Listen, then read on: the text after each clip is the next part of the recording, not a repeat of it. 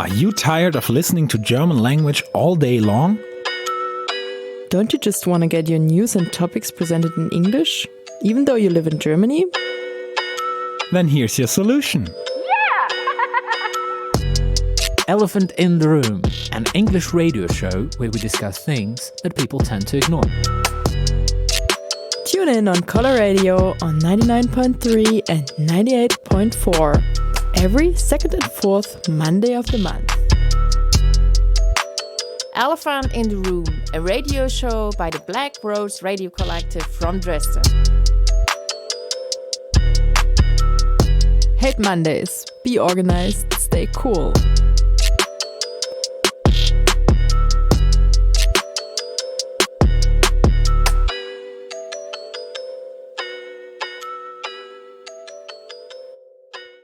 Today we have Michalis, anti-authoritarian activist from Greece, who squat houses, hates army, and doesn't want to go there consciously, and fights actually against that, and knows how to make a squatted house beautiful. The last time we visited him, he really showed us, and we agreed that his squatted house was the most beautiful house actually in Europe. Right, so welcome Michalis. Hi, hello. I didn't squat the house on my own. I've done it with other people. So it's not my squat, it's the squat that I live in. Okay. Exactly, right. Thank you for calling me. Please, sorry if my English is not so good as far as terminology is concerned. And secondly, the things that I'm going to say now are my personal opinion. But my personal opinion has been... how should I say it, has been formed inside the collectives and the actions and the activities of the anti-authoritarian movement. So it's not something like that I have thought of myself, okay? Mm-hmm. Okay, so we will start with this history that many years ago, Greece was saved from capitalism by Syriza. So Syriza came to power and all the leftists were so happy that they joined Syriza and everything was really beautiful. Everything was going really good. Yeah, here in Germany, we thought Europe's going to change. Yeah. So the trees were blooming. The people were happy. Everything was going good. And then the last year, the happiness was over. The unicorns left Greece. And anyway, the right-wing party came back to power. Yeah, New Democracy, that's true. Yeah, the one that was there all the time, and some people thought that it's not going to come back anymore. So how did it actually affect the current situation in Greece? I know that Syriza did a lot of shit. I mean, let's make it obvious that they were evicting house projects. They were ahead of the whole migration repressions in the country. However, I have a feeling that right now with the right-wing government, the state has new energy to repress the anarchist, anti-authoritarian, and self-organized initiatives in Greece. Okay, I'm very glad that you became serious because I don't know if the people that listen to us have the same taste of humor that you have. Definitely so not. Let's make it straight. Some months ago when the anti-squat campaign of New Democracy was on. Syriza, the Prime Minister of Syriza, made a statement, and I can send it to you if you want, that he said that we have been also evicting squads, but we didn't make a point out of it. We didn't make any great spectacle out of it. Okay, so for me, what is important to understand is that what we see is, or what we want to see, is sometimes actually different from what exists. So, for example, during the Syriza era, we had the first immigrant camps. We call them here in Greece concentration camps. But this is not something different from what we have seen with New Democracy.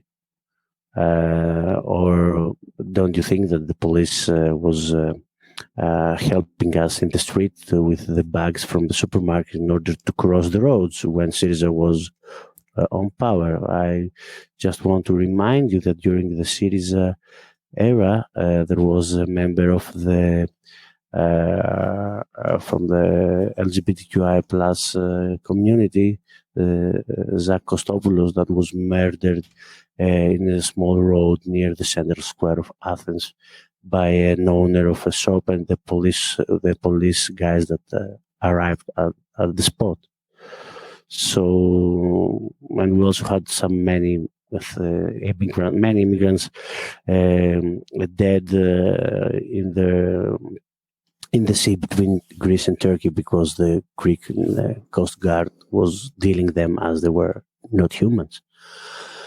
So this is this is how the state works, according to my opinion. And if the persons change, doesn't mean that there is a change in the policy. What may have changed is that if one company that was responsible for the delivery of food in a camp was 2 years ago owned by a member of Syriza, now it is owned by a member of New Democracy, or the head officer of the police station in Ioannina, the town that I come from, small town of Greece, just votes for another party, but he's still repressing people, and he's still organizing the level of the criminality that this state, this society should have. So what changed, according to my opinion, is that the anarchist movement became the number one problem for the state. It was something like this campaign of law and order was something like the number one in order to convince the voters.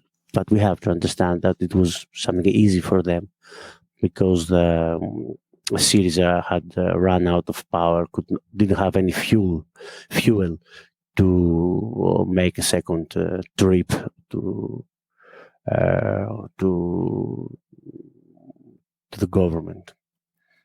And the second thing that really changed is that they were more cruel as far as the immigrants are concerned. Okay, they didn't change the policies, but they were more cruel. Mm-hmm. And would you say, like, when you say the anarchist movement became like the public enemy number one, or however we want to call it, how does it affect like the daily life? Are there a lot more raids? Does the police have a lot more presence in the streets, or how is it? That's the point. Is that there are many problems inside the society, but the government decided to point out that anarchy is the number one. So it was like a show for them.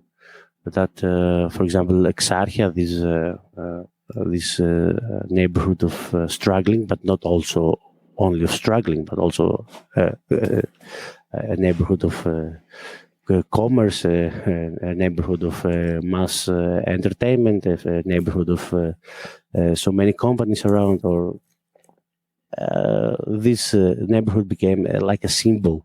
They were just saying that we are going to finish with Exarchia the next day, that we will come to power.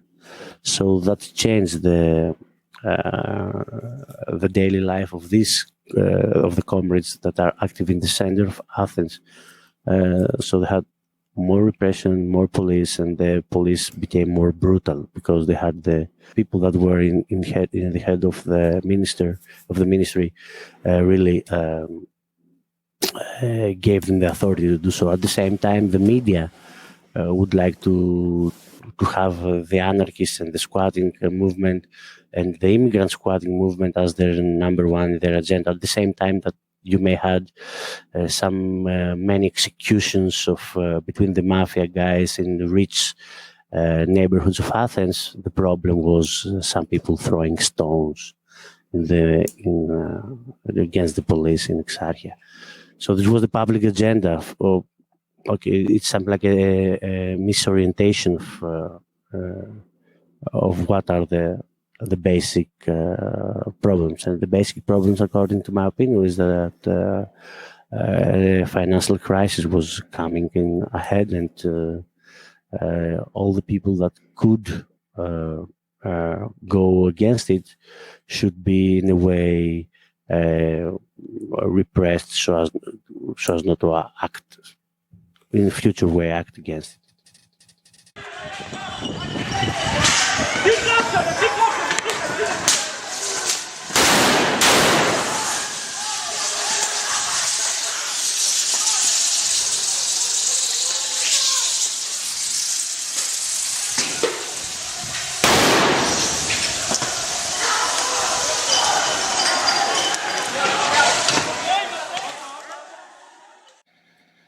Would you say this agenda, that you hear a lot about in the media, that now the anarchists are the enemy and the evil people, did it work? Like, do you also feel that like other people in the street see squatters as enemies now who didn't see like that before? This is not the main problem, because even people like my mother, when they saw in the media that a squad with the immigrants, small children, and mothers with children on their hands were being evicted by the state, they were saying that, what the fuck, is this a problem? No, it's not the problem. It was something that anyone could understand.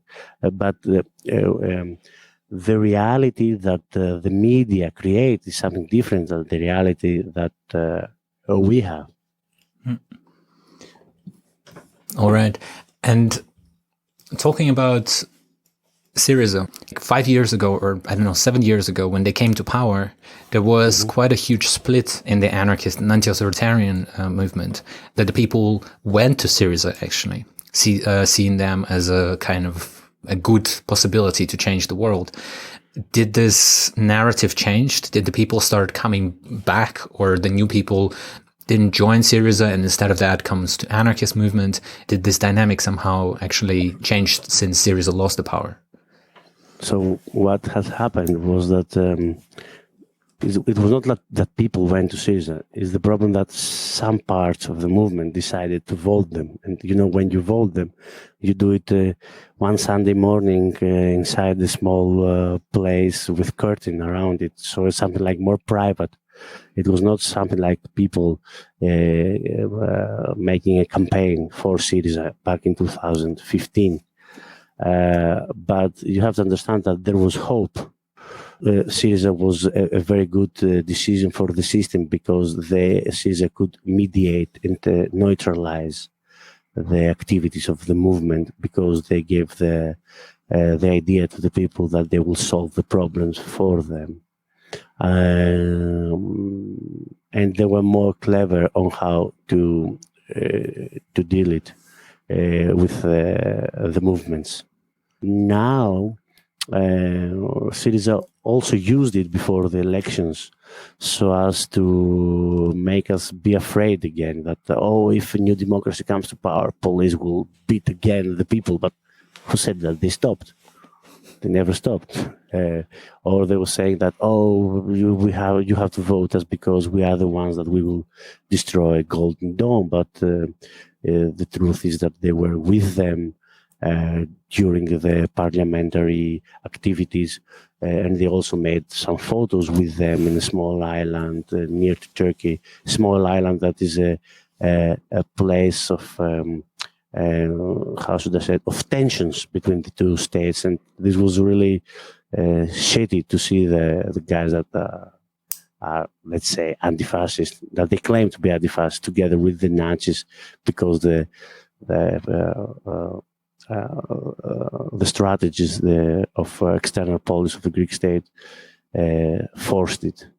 So there were things, if somebody wants to be radical and think radical against it, there were many things that someone could see. My roommate says that it's better your enemy to be clear against you, and if he has a knife and wants to stab you, it's better to come in front of your eyes to do it, not to hug you first to say that's a friend, and then stab the knife on the back when he hugs you. So the problem is that the point is that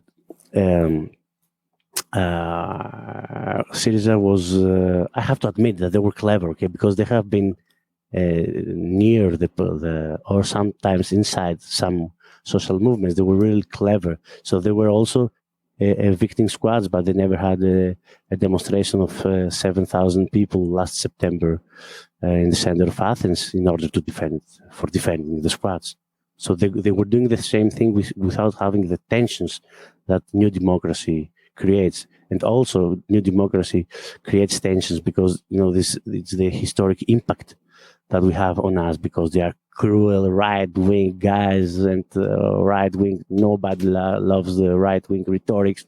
Okay, we also have some leftist tradition in Greece that is very strong. The heritage is very strong. So they were. They also have this impact from the. They have a bad image from the past. So they could also create reactions against their policies just because they were the right wings. The problem is that we still have a low level, according to my opinion, of anarchist or organizing. And I don't mean only to participate in anarchist or autonomous groups. When I say the words autonomous and anarchist groups, I suppose it's not the same terms as you use it in the way you use it there. So have this in mind. So, and when I say this, I don't say only that somebody should participate in one anarchist collective, but we have a low level of organizing even in the base union of someone's job, or even in the assembly of the neighborhood, or just in a social center organizing cultural activities. Not even in this level, we don't have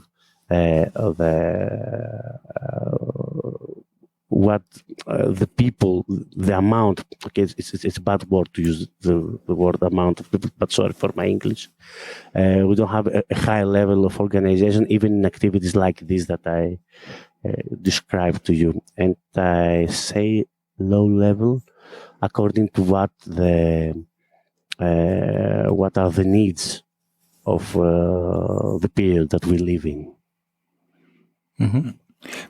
I just wanted to sum it up a little bit, because it's important to hear it from time to time here in Germany, I think, because from basically every country which had a major financial crisis, you always hear it again that they try to vote their country to the left and seek some form of solution with this. I mean, we had it in Spain, we had it in France, and I guess in many other countries as well, and not in Germany, because here the financial crisis was always quite moderate, I think, and the outcome is always the same in the end. People are devastated and say, well, yeah, the left that we voted for actually didn't do anything that we expected to be good or left or whatever we want to phrase this. But I think it's important to hear it here in Germany again and again, because one day there will be a time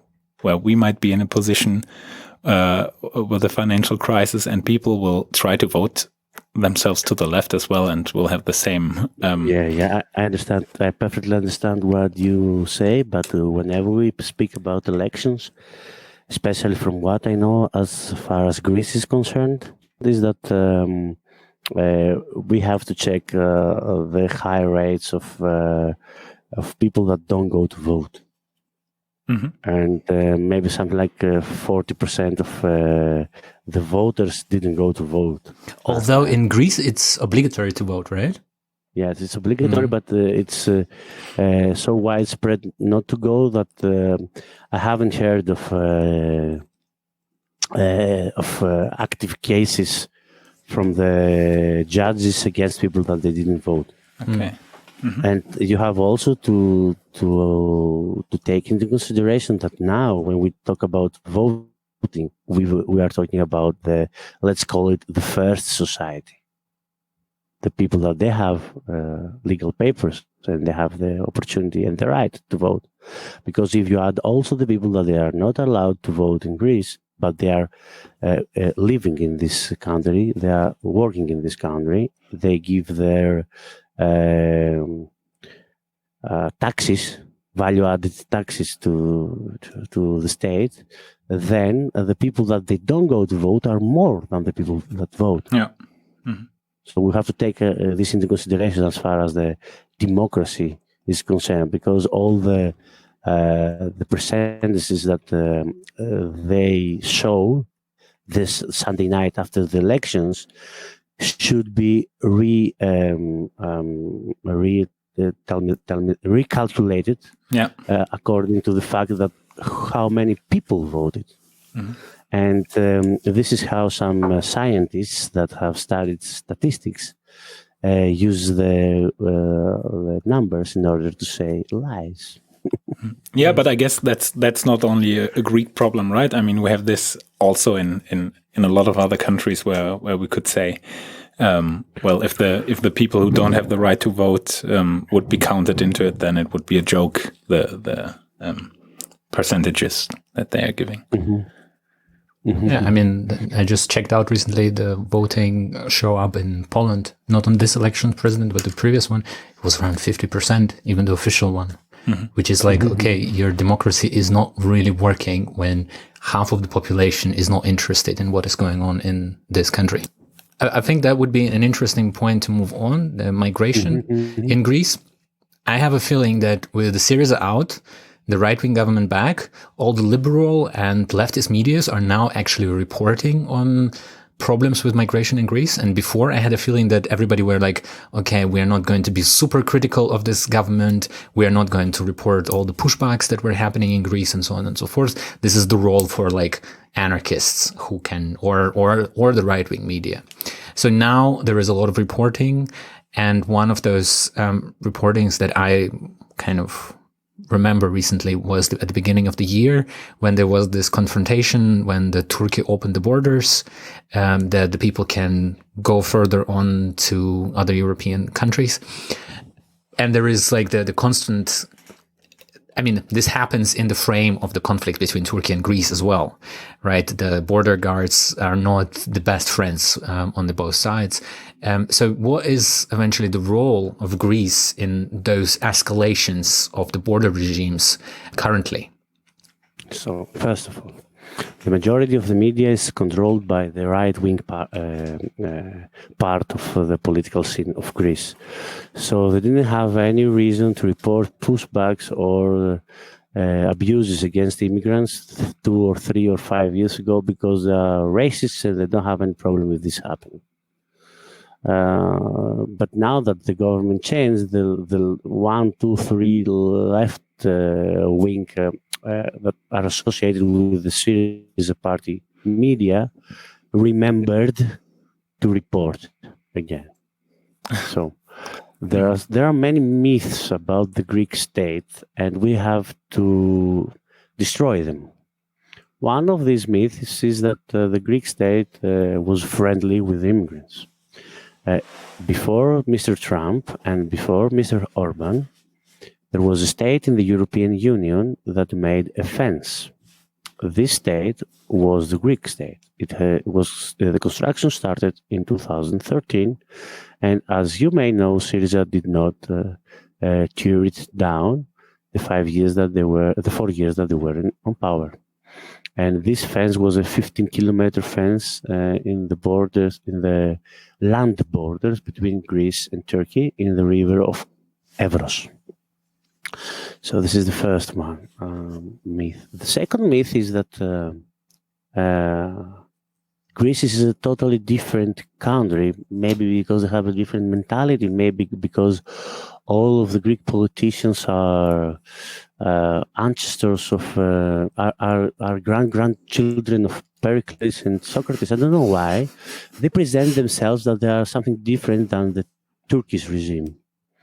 So if we have to blame Mr. Erdogan for playing games with the populations of the immigrants in order to put pressure on Greece and on European Union, we have to always to remember that in 2016, the Greek state made the same thing with another state on its northern borders, the now called Macedonia, North Macedonia. Some years ago, this state was not officially recognized by Greece with its constitutional name. It was recognized with the name of the capital of the country, it's Skopje. So during 2016, the Greek state opened the borders for the immigrants and used the immigrants to push them through this state in order to create crisis in the state. Not through Bulgaria, not through Albania, that the Greece has borders on the north side, but only through the state that they didn't recognize it as a state. Okay, Macedonia. Let's call it Macedonia. The name is called Macedonia. I know that nationalists don't like this, but it's Macedonia. So all of you remember the camp of Yevgeli with 7,000-8,000 people, 20,000 people between the borders of Macedonia and Greece. And the Greek media was blaming the policemen of Macedonia for using tear gas against the poor immigrants. But now that the Greek police men did the same to the immigrants that were coming from the other side of Evros, they said that they were heroes, that they were defending the land, that every one of them should take extra money for what they are serving to the country.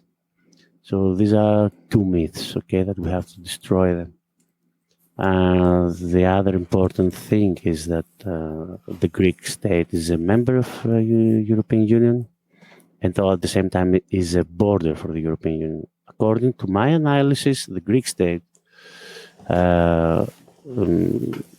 let's say, in the way that the jobs, the tasks are split inside this union, inside this association of states, the Greek state has one job to do, to defend the borders and to filter the people that come inside the European continent in order to work, in order to create production and consumption in the European continent, the people that to filter the people that come inside the continent so as to give birth to new children, because the population of the continent becomes older and older all the time. For this job, the Greek state wants to be paid, and they want to be paid in a very good way. And so sometimes that you see crisis in Greece about refugees and immigrants, just try to find 10 days or 20 days or 15 days after them, if there is any new funding from the European Union to the Greek state for doing the job.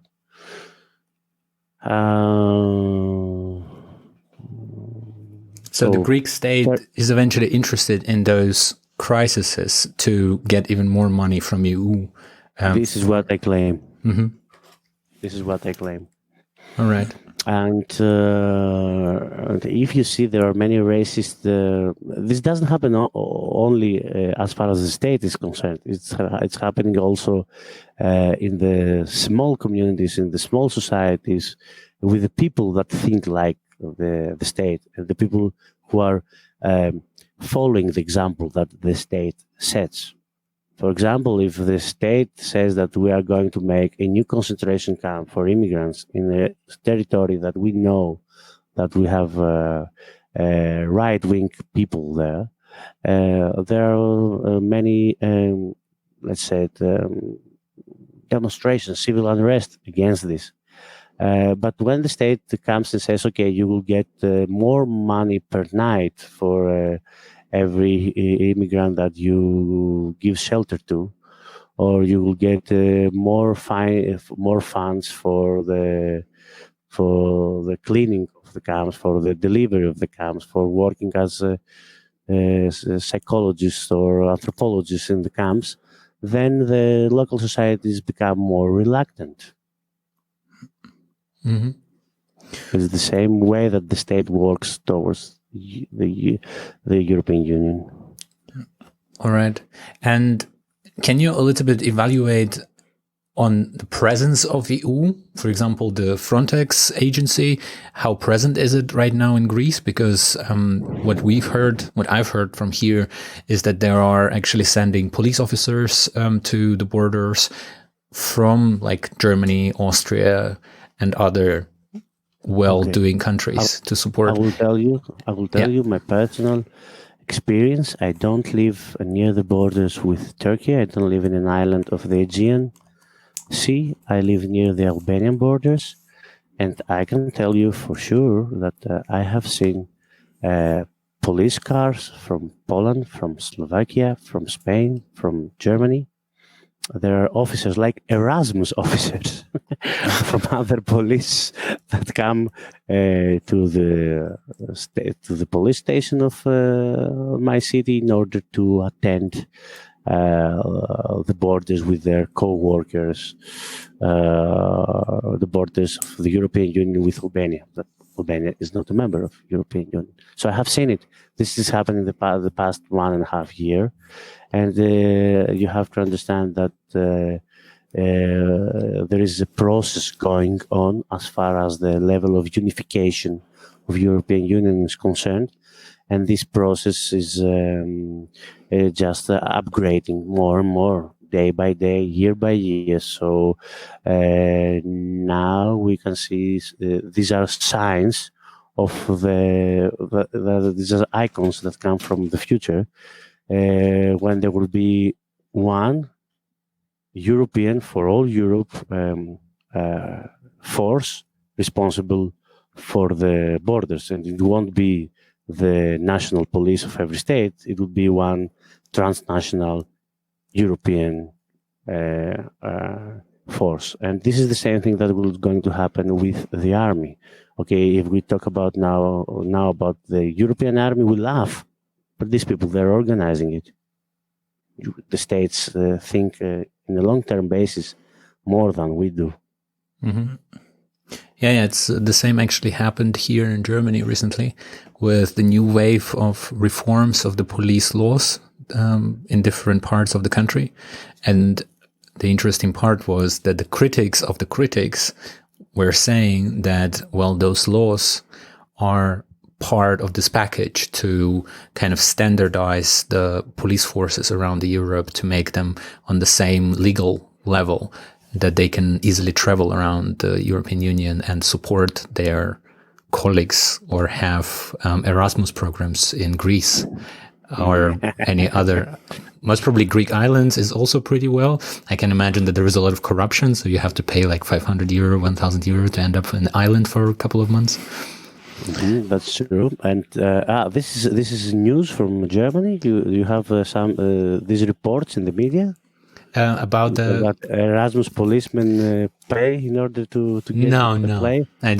I can imagine that this happens. What we hear in the news here in Dresden, for example, is instead of that the cops are selling bikes that they confiscated from the people on the streets in hundreds. But this is a different story.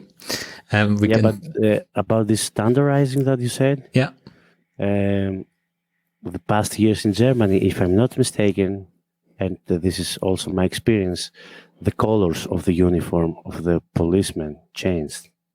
What is also interesting for me that there were reports about a murdered refugee at the EU border by the Greek guards or border guards or the police. Or the army.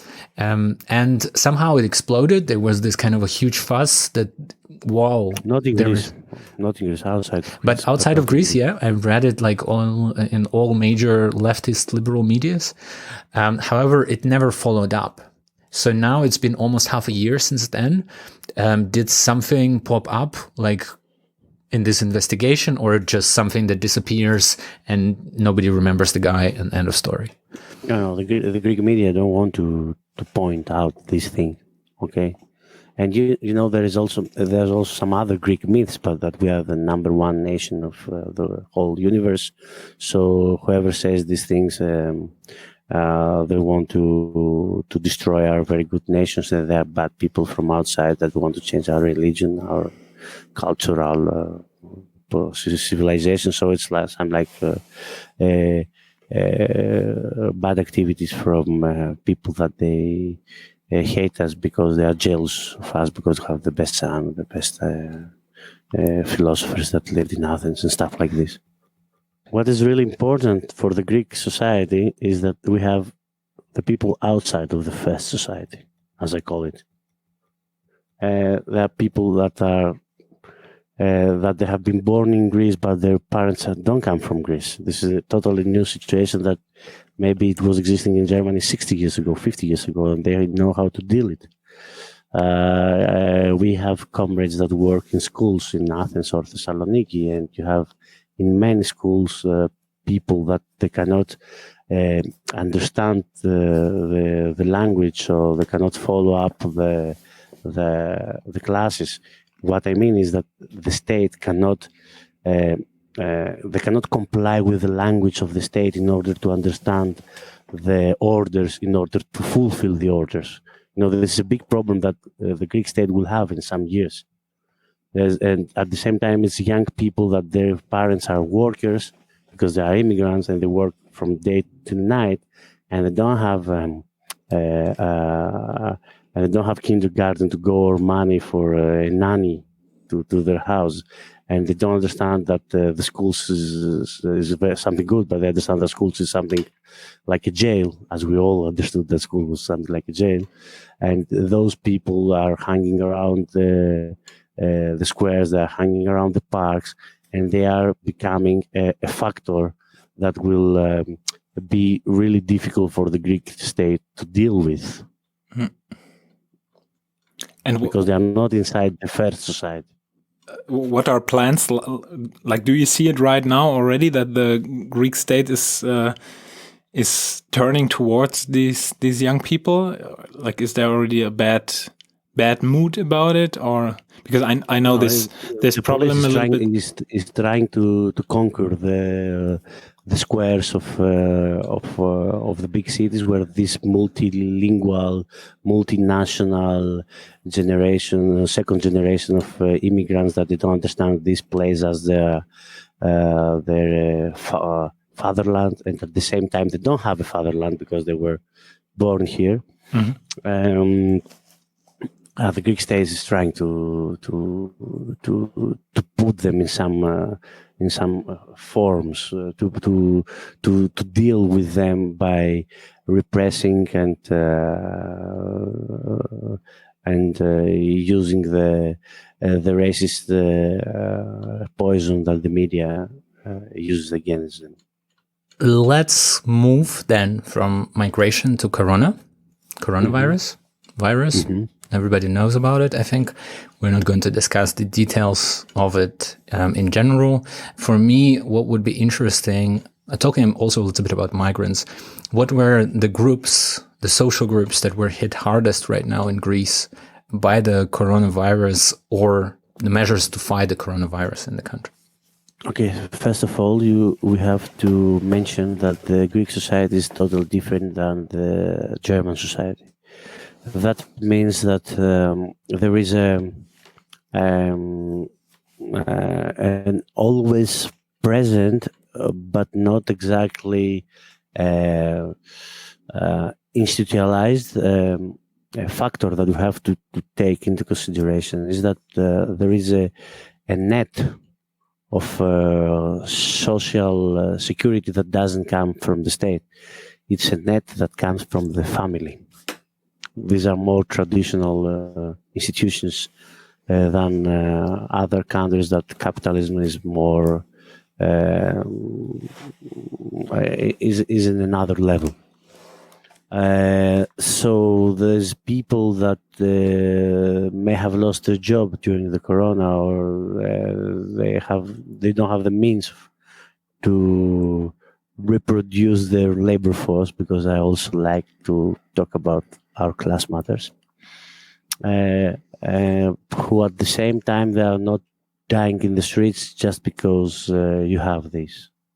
As you may know, from 2010 until now, there has been a very big process of trying to privatize in favor of banks and real estate companies.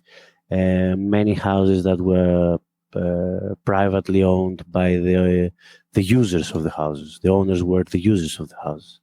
You don't have such things in Central or North Europe. The majority of the people who rent their houses from big companies. In Greece, there is a very big percentage of the population that they own the house that they live in.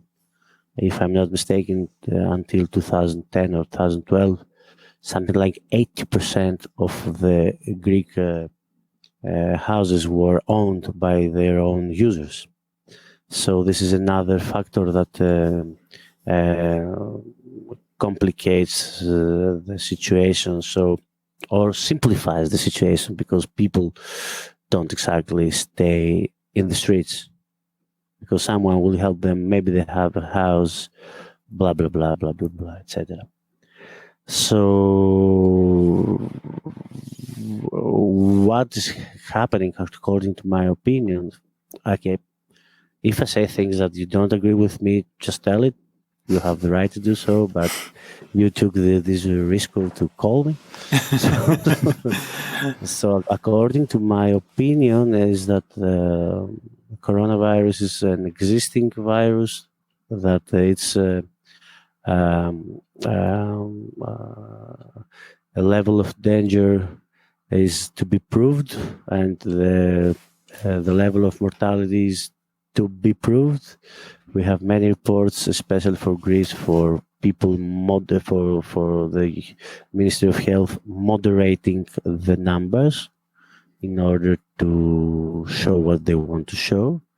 And this virus that really exists was the perfect alibi for the Greek state in order to impose one reform agenda, a reform that is very useful for the capital. In a way that I believe that what we are living now is a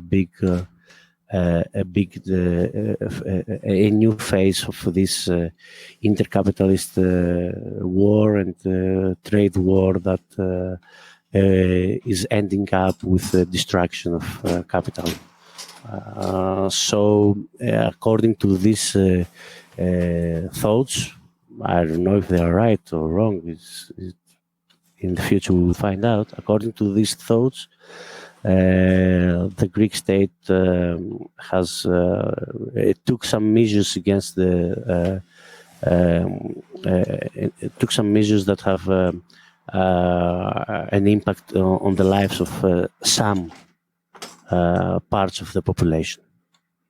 Let's start with, as they are called by the right-wing newspapers, the populations of interest, or you want to start with the reform as far as the ways of working, e-working and working via internet, or you want to start with the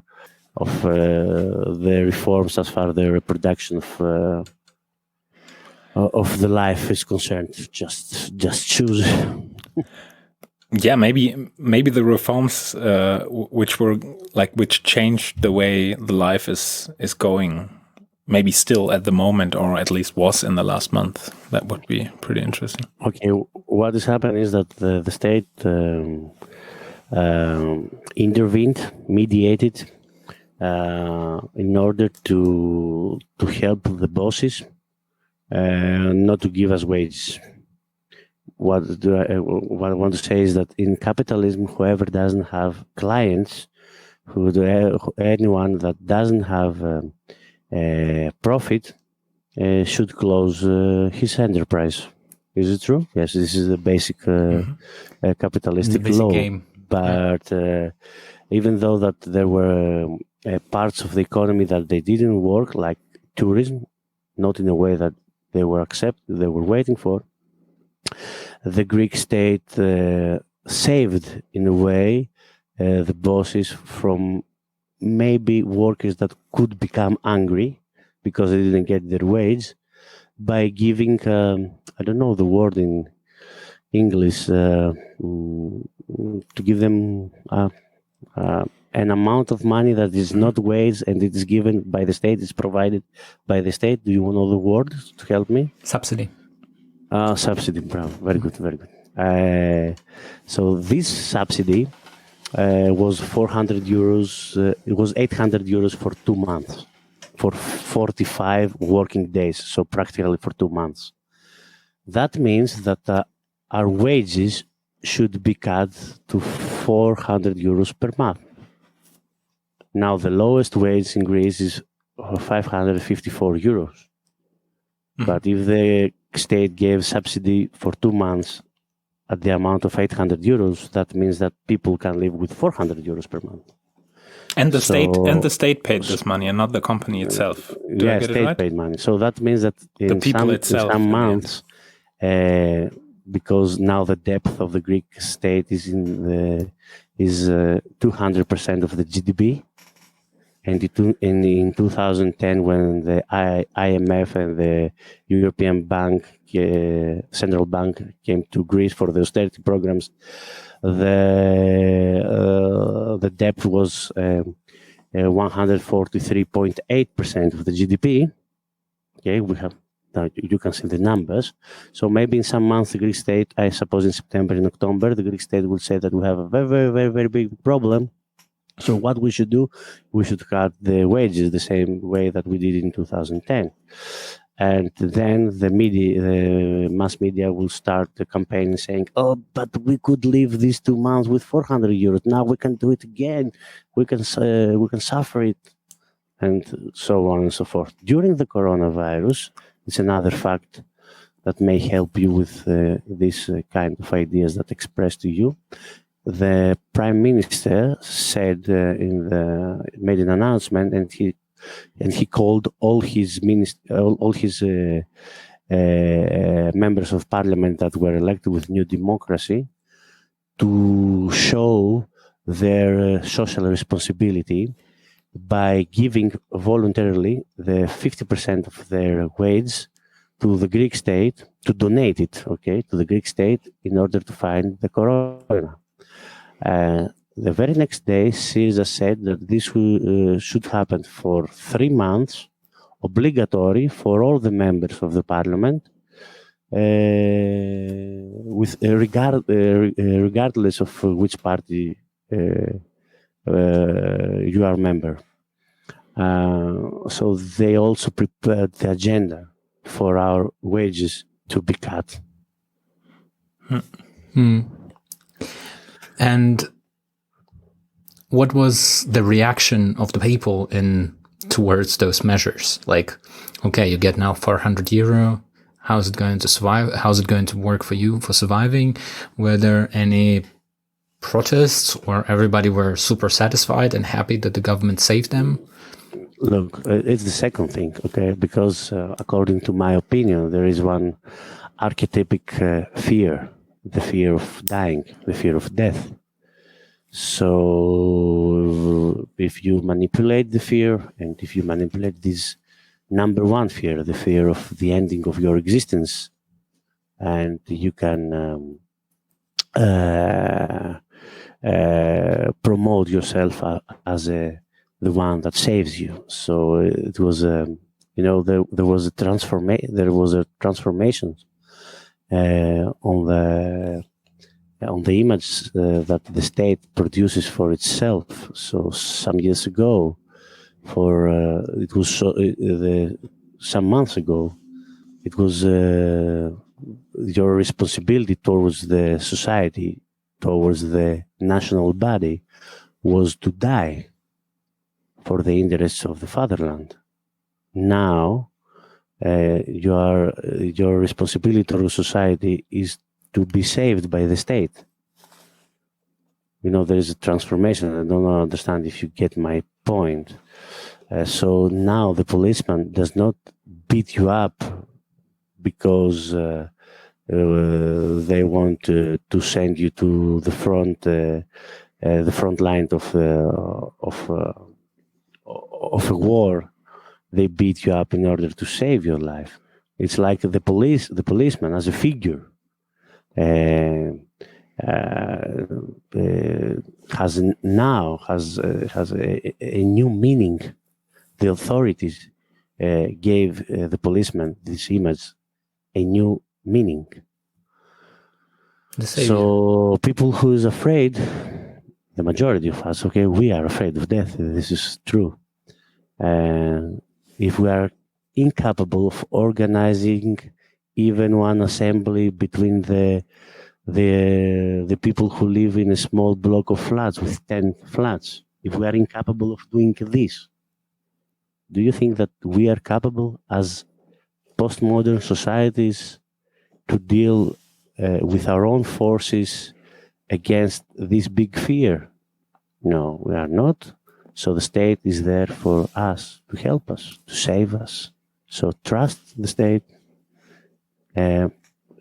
give a big hug to your boss, and wait for the state to save you. This is what the majority of the people hope. They don't express it like this, but this is what they hope. So there's people that are frustrated of what's going to happen in the next months, especially when the this small tourist period will stop, because the contribution of tourism to the GDP for the past year in Greece was 21%. Mm-hmm. 21% of the GDP was due to tourism. Okay, now you don't have this big industry working, so many people are afraid that what will come in September and in October. So at the same time, people let's say the majority are fine with this. Okay, the state saved us, but they are also anxious about what's happening. But as I told you before, this has to do with the first society, because the other people, the people that are without papers, the people in the concentration camps, the people in the squares and the parks that I was talking about, people that are how it's called in Greece, the Überflüssige, the people that are not. You got my point. They had a total different life, and a total different experiences during the corona. Mm-hmm. Tu mami, ναι. Φάτα μωρκά.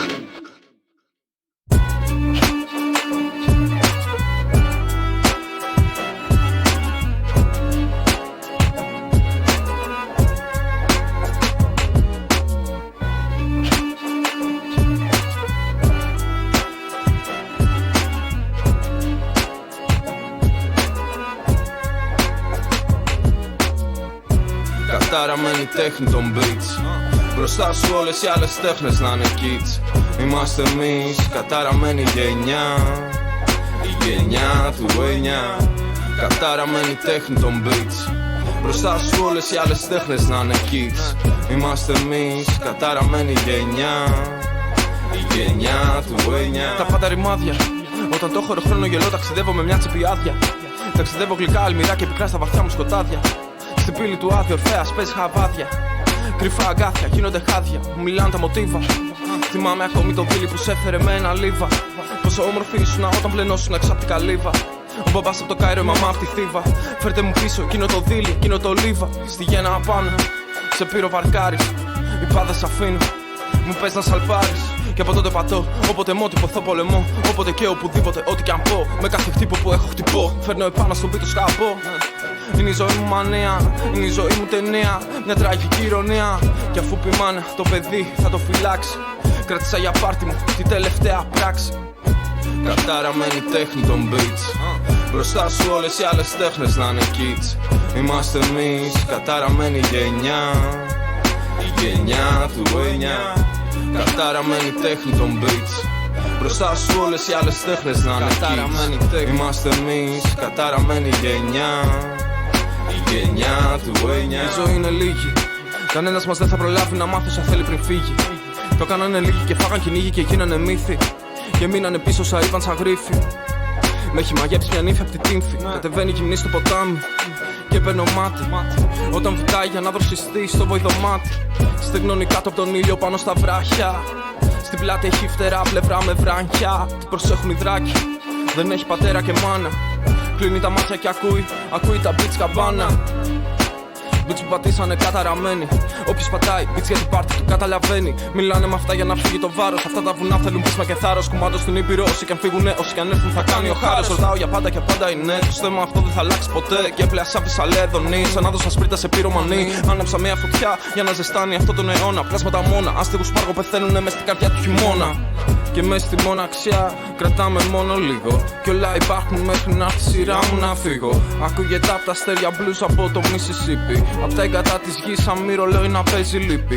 Κι όσο στροφάρω μέσα στην απερατότητα, νιώθω όλο και πιο έντονα αυτή την ασημαντότητα. Ο χάρος είναι εδώ, μυρίζει το beat ανατήλα. Περνάει δίπλα σου ξιστά, σε πιάνει ένα τριχύλα.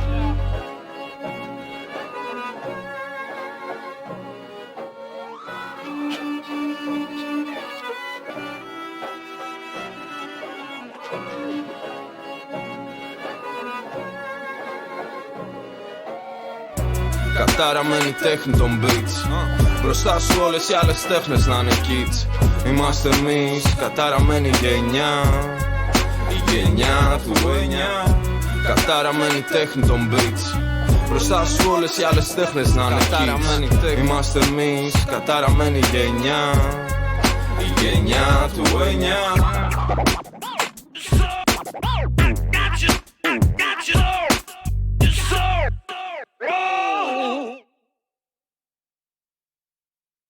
During the corona, I've seen some pictures and videos of anarchists and also anti-authoritarian groups that were organizing certain support for local population, doing some kind of a self-organization, self-organized help.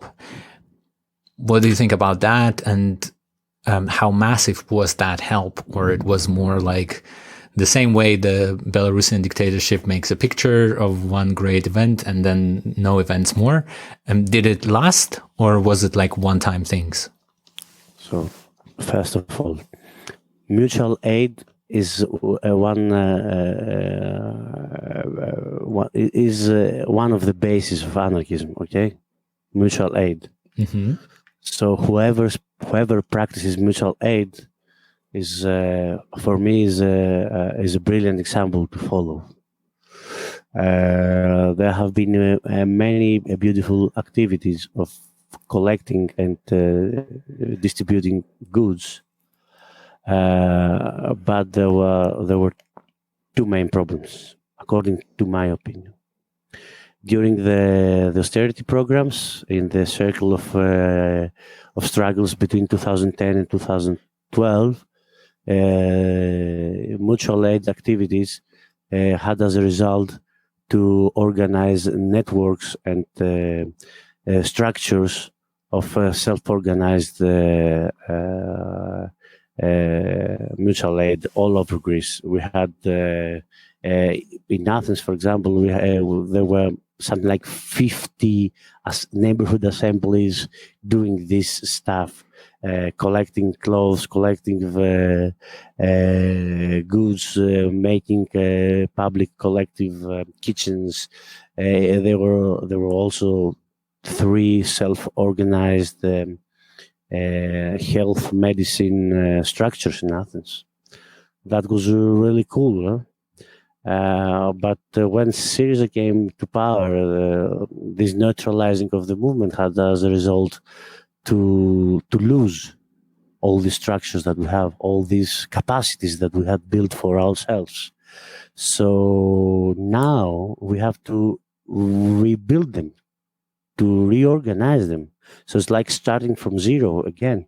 So if you collect things and you don't have where to give it, you don't have a daily structure of cooking food for people that they need it, you cannot organize one kitchen in one day, in 1 week.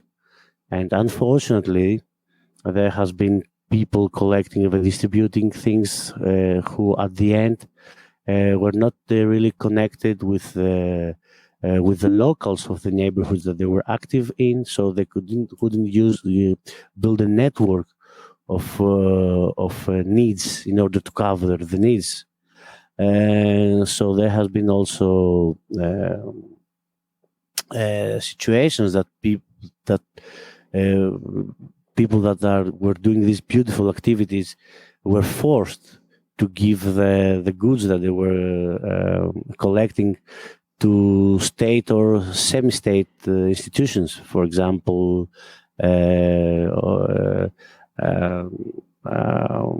how is it called? This institution where the elderly people live after when their family don't love them and they just kick them in institutions like this. Yeah, like an old people's home and this stuff. The retirement house. Yes, yes. This time I don't remember the word. So and some of them were owned were run by the state or were semi-state. So this was a problem.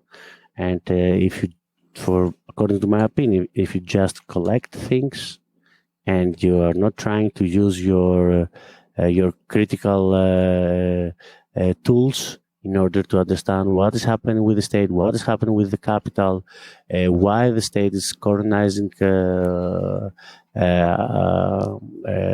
economy, why the state is using also fake news in order to moderate the numbers of dead people. If you don't use your critical tools, these beautiful activities are it's like giants with feet made out of glass.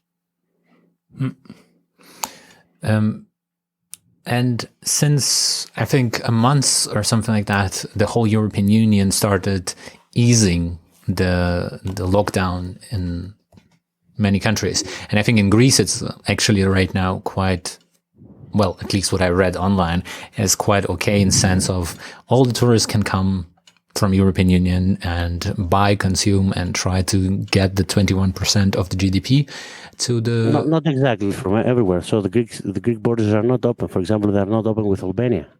People from Albania work as immigrant workers in Greece, and they have come for the tourist season or for the agricultural needs of the summer season. Mm-hmm. And at the same time that the state closes the borders due to Corona, you can find reports in the media. Okay, why don't we use? This is exactly the words. Why don't you use the workers, the immigrants that they are in the camps? Mm-hmm. Mm-hmm. We had a little bit of the same here in Germany as well, like using the immigrants instead of the cheap workers, which normally come from Poland and Romania. So now this is a new way of organizing labor force in the days of Corona. Yeah, but I think suddenly it's not only negative, at least for me, right? It gave also perspective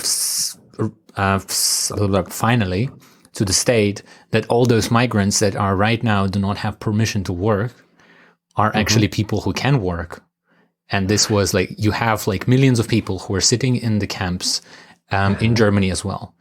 And they are getting like 100 euro, 150 euro per month. And they're supposed to survive for that. And they are rotting there for like 2-3 years without any, possibility to set up their life. So this is a positive side. But on the other side, you are correct with this. On the other side, for sure, they would like to use the migrants because they can pay the, let's say, migrants that do not have any official status in the country, even less than they pay Romanian workers that they pay like 50 euro per month recently. Yeah, that's the truth. But at the same time, we have to understand that during the coronavirus era, the Greek state made it possible to close all the semi-open or the open camps. For example, in the end of February, beginning of March, there was the first reported, I don't have the date exactly, but I can tell it to you, but just the first days, even before the lockdown of the 17th of March, when during the announcement of the Prime Minister who said that we are on war. Okay.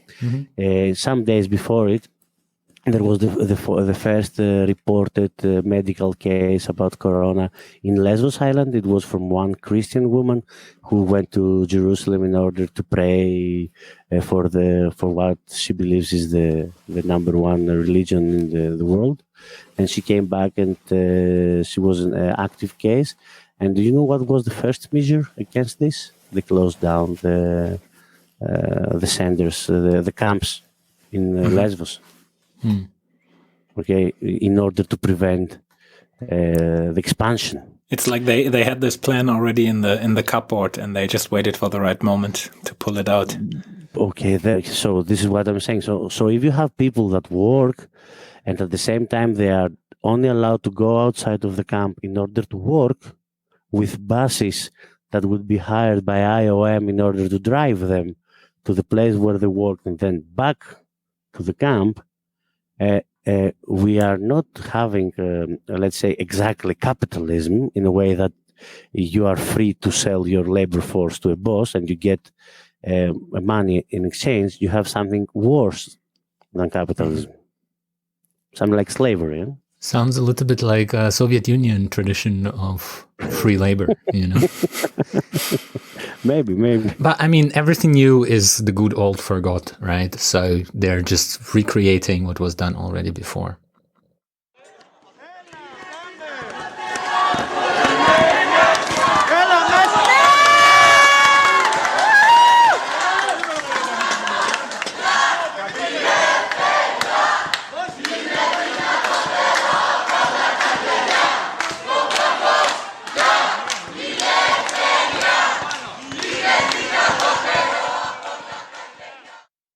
So we're running a little bit of time.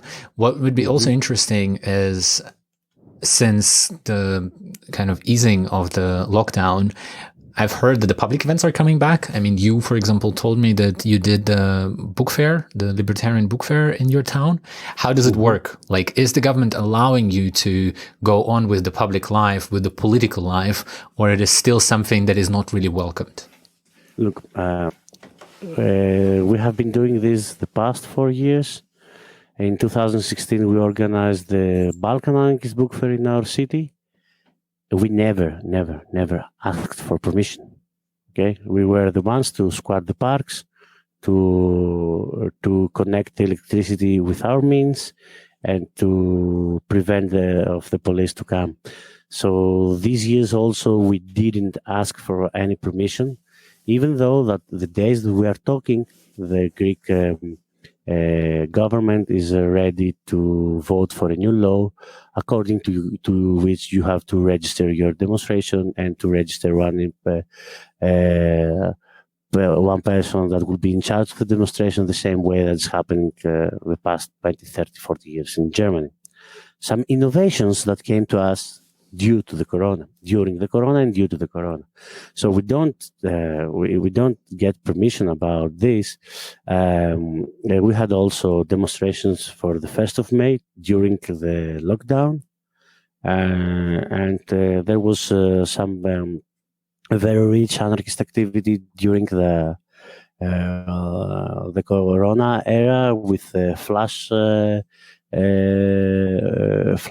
activities in neighborhoods, with storming the neighborhoods with leaflets and handing out texts door to door and making spray graffitis on the walls and trying to destroy this, to break this lockdown of the police in a flash way. And in the park that we organized this, there have been also some public activities before this, some 3-on-3 tournaments, some collective cooking, even one book presentation 2 weeks ago. So now it was something like natural for the terms of the activities, for the level of the activity of the local movement, to go to this park again, making a very huge propaganda with some like 900 posters all around the city, with many banners all around the city, with many leaflets around the city, that we will be there for 2 days organizing our libertarian activities. So it was a very good event. And the last event was about Corona, and it was attended from more than 120, 130 people. And the police didn't show up because it has to do with the level of the activity that you have conquered the months and the years before this. The state didn't intervene. But I believe that they will start to intervene after they vote this law. Hey, Michalis, thanks a lot. We wish you a lot of strength and fresh energy, and a lot of people who are ready to organize together to fight back the state and capitalism. Thank you for calling me, for giving this interview. Just one thing in the end, whatever I said is my personal opinion. I'm not expressing any collective, even though that my ideas have been formed inside the activities of the movement. Okay, we have to be clear about it. Okay. I take responsibility for what I said. Very well. That's good. Okay, yeah. Thank you for calling me. I'm at your disposal whenever you want, whatever you want.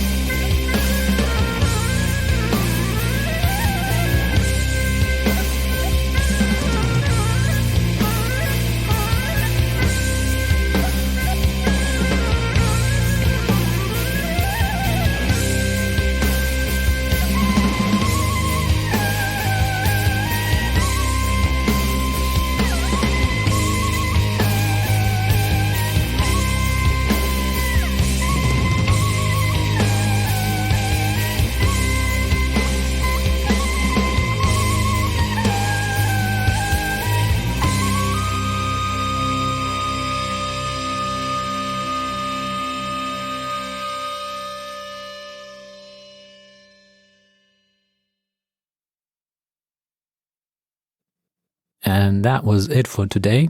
Thanks for listening. You can find the archive of our radio shows on the website of the Anarchist Network Dresden. Elephant in the Room is a proud member of Channel Zero Network, an English-based anarchist radio podcast network run by radical media makers from around the world. KiteLine is a weekly 30-minute radio program focusing on issues in the prison system. You'll hear news along with stories from prisoners and former prisoners as well as their loved ones. You'll learn what prison is, how it functions, and how it impacts all of us. Behind the prison walls, a message is called a kite. Whispered words, a note passed hand to hand, a request submitted to the guards for medical care. Illicit or not, sending a kite means trusting that other people will bear it farther along until it reaches its destination. Here on KiteLine, we hope to share these words across the prison walls. You can hear us on the Channel Zero network and find out more at kitelineradio.noblogs.org.